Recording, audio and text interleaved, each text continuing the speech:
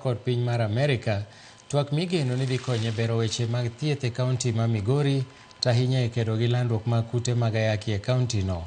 Magi noyangore e kinde romo manobed e kind gavana ma Migori Ochila Ayako kod jambetre mar piny Amerka Meg Whitman e gwenge marongo.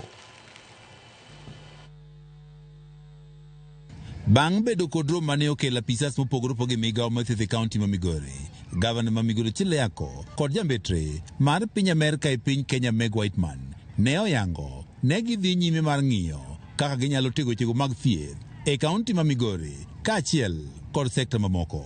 Gavana no ma Migori Ochila Ayako wacho ne jiwo wechego mag kedo kod landruok mag kutego mag ayaki e kindeni ma omenda ma osebed ka ichiwo kod wego moko mago mag piny owacho mar konyo e kedo kod landruok mag kutego mag ayaki koro dok piny sani koro dwarore.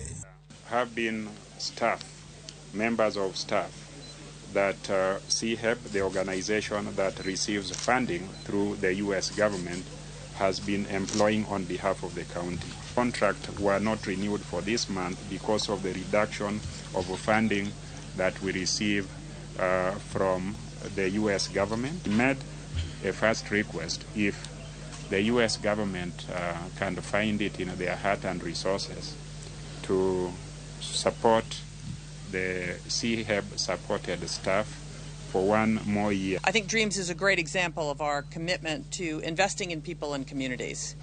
We will take on board your requests for incremental help on the 4 areas that you described.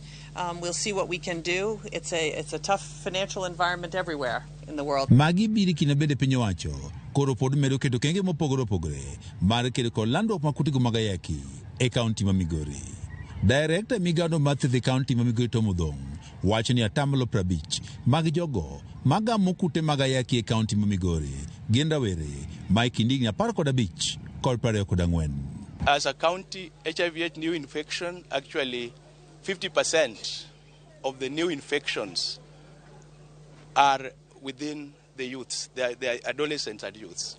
All the reason why we need to focus more and more on the adolescents and youths as we focus on reducing the prevalence of HIV/AIDS in this county. Kaka yo makedo kod landruok mag kutego mag ayaki kuom rawere, migao mathieth e kaunti ma Migori wacho ne gitiyo kod rawere maromo 700 e kaunti ma Migori mangima mar chiwo puonj ne rawere e yore mag geng'o landruok mag kutego mag ayaki.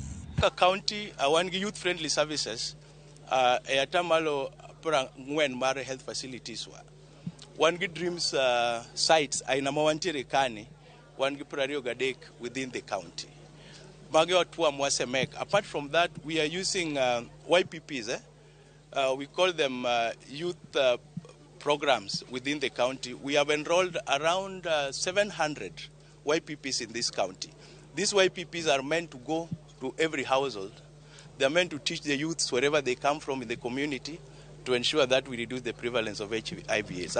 Nyaka sani kwan oganda maromo 76 mena 9.7 odak kod kutego mag ayaki e kaunti ma Migori.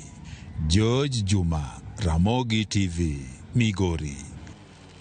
Obila e gwenge ma Nyatike kotenore kod